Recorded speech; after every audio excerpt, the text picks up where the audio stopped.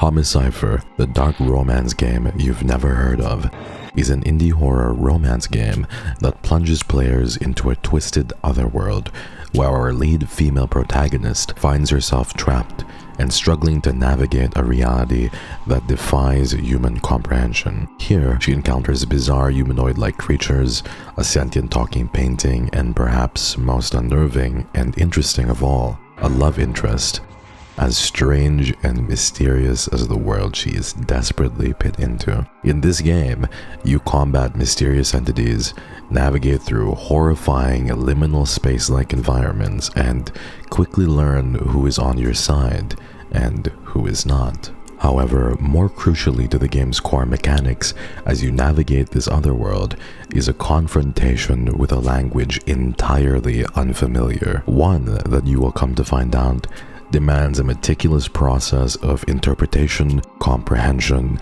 and decryption. This element of the game compels players to immerse themselves in unraveling its meaning, seamlessly intertwining with the game's atmosphere and interesting sense of discovery. Our game begins with our female lead regaining consciousness and near instantly desperately bolting from room to room in a frantic, desperate attempt to escape a mysterious figure cloaked in jet black. With his long hair obscuring much of his form, the game instantly lets his name be known: Mr. Crawling.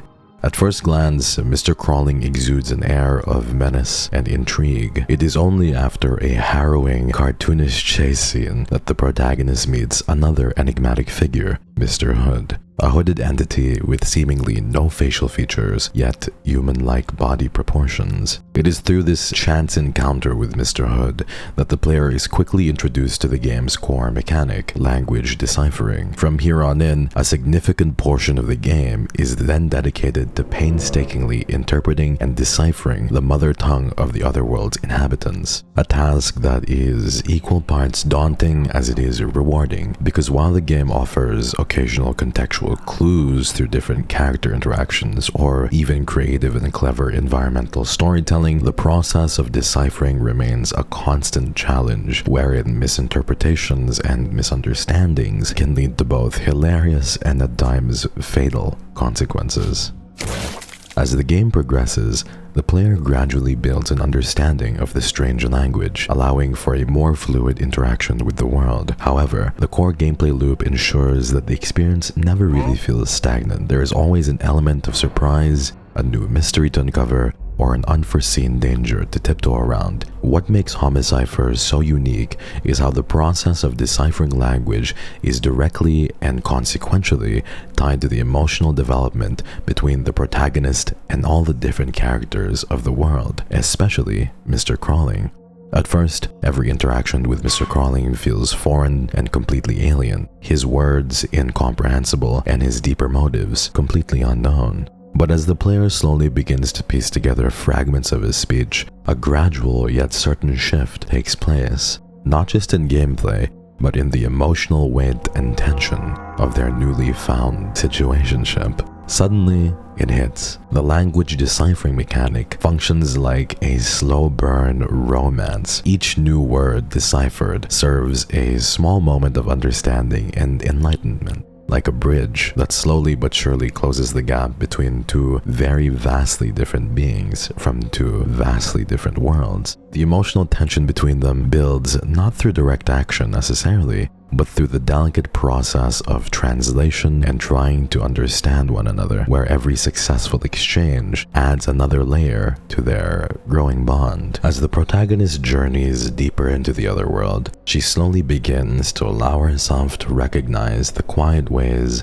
in which Mr. Crawling looks after her. At first, she hesitates, unsure if his presence is truly benevolent or if she is merely imagining his protective nature. But as time passes, she finds herself noticing the small things, the way he lingers just a step behind her, ensuring she is never alone in the dark. The way his body shifts subtly between her and unseen dangers, as if instinctively shielding her. There are even more explicit moments in the game where he tries to communicate with her through his very limited and rudimentary language, that he is indeed aware of her plight and his deeper intention being to help her survive and ultimately escape. Yet still, understandably, there is hesitance in the way she accepts his care, as though acknowledging it would make it real and would force her to contend with the idea that perhaps she is no longer surviving this nightmare alone. His protectiveness is never overt, never demanding, just a quiet, unwavering presence that she grows accustomed to throughout the game, and in time, without truly realizing it, she lets herself feel safe. One other thing that I truly believe that sets Homicipher apart in the sense of a traditional Otome game is the initial lack of clear communication. It forces our player and Mr. Crawling to communicate beyond spoken language, and that's exactly what the game excels at doing. Throughout the game, Mr. Crawling's presence is defined and marked by his subtle yet revealing body language, his posture, his movements, and even the way he hesitates throughout all of this contributes to an underlying gentleness beneath his eerie exterior. Despite his ominous first impression, there are moments where his body language almost innocently and oddly contradicts his initial menace, a hesitant reach, a cautious stance, or the way he lingers just close enough to protect the protagonist, but not too close as not to threaten her. These small but important key details build an unspoken dialogue between him and the protagonist, a dialogue that speaks of gentleness and innocence, reinforcing the theme that understanding someone is not just about words, but about reading between the lines of action and deeper intent. This level of physical storytelling adds to the game's gothic romance atmosphere. It might be an odd comparison, but the physicality of all of this reminds me of narratives and stories like Dracula and Nosferatu, playing on and compounding on the trope where an outwardly fearsome creature conceals a deeply complex and tortured soul as he slowly but surely falls for a being of a different time and a different place.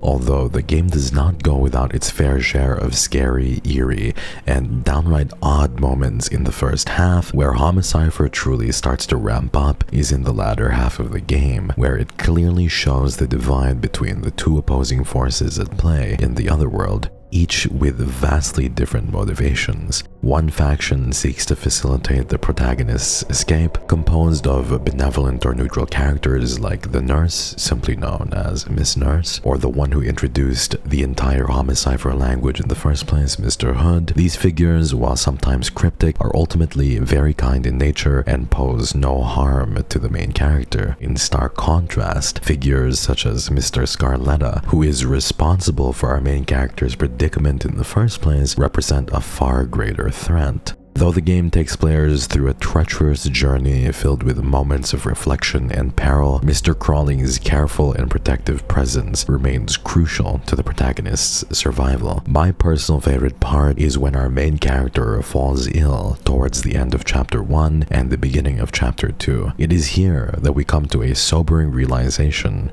Her very presence in this underworld is actively draining her of her life force, further adding to the urgency of the already dire predicament. During this moment of vulnerability, we see Mr. Crawling's true nature emerge.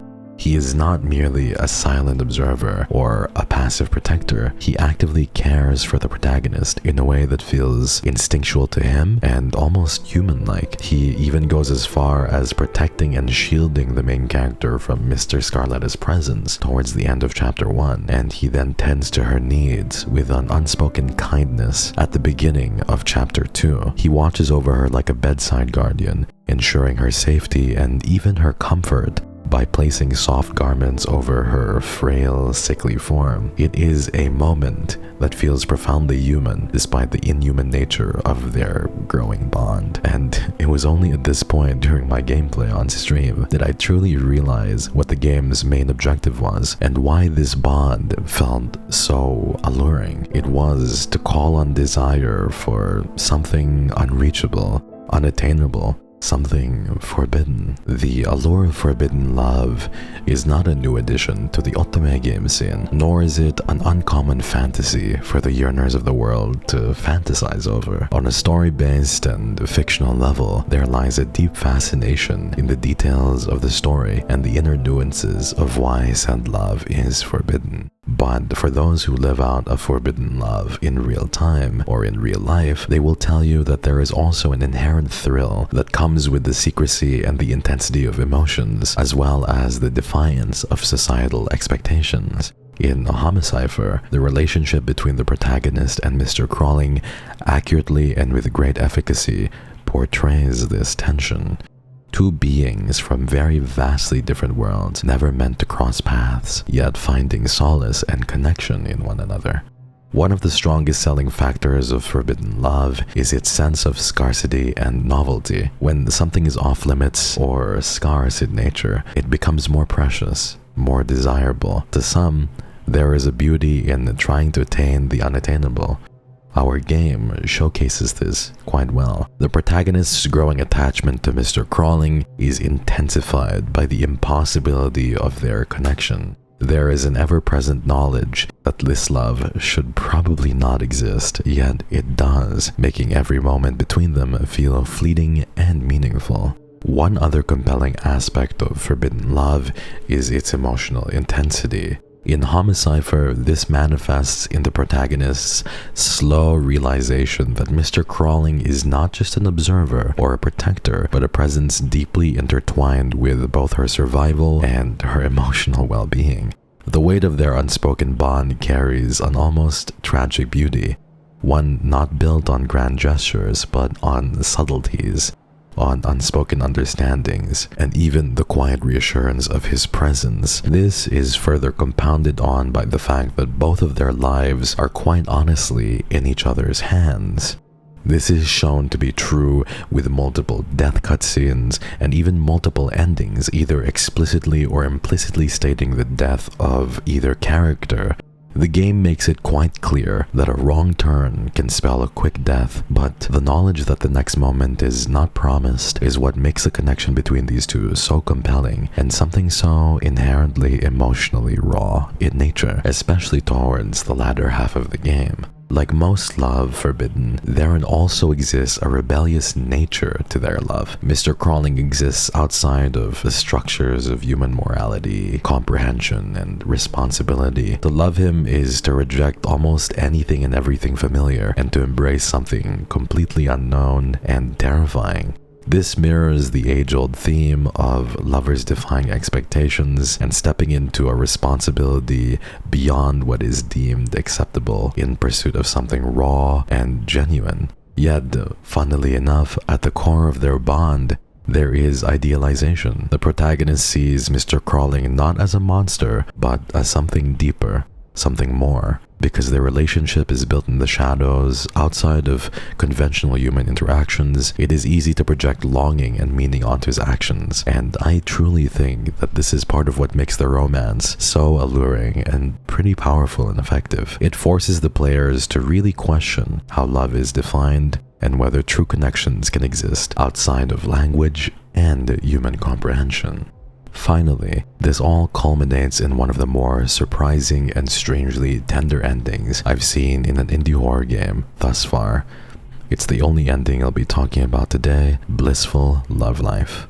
Against all logic and against the very laws that should govern reality, the protagonist and Mr. Crawling return to the protagonist's world together. No longer confined to the horrors of the other world, Mr. Crawling becomes a quiet yet welcome presence of the protagonist's daily life. Scenes in this ending unfold with an unexpected domesticity, him curiously observing her habits, his presence subtly reshaping the space they now share, even scenes where they share a meal together and a bed.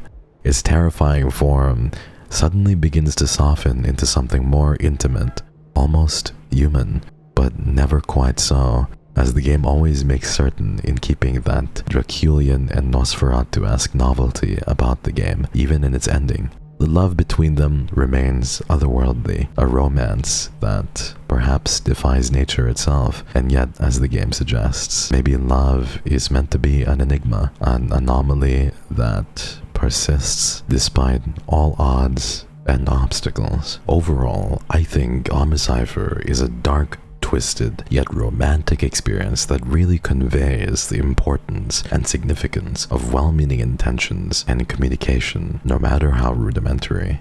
Homicipher shows us that the ability to understand and empathize with somebody transcends communication, worlds, and even species. You don't need to know exactly what somebody is saying to feel their pain, to feel their hurt, and share in their desperation.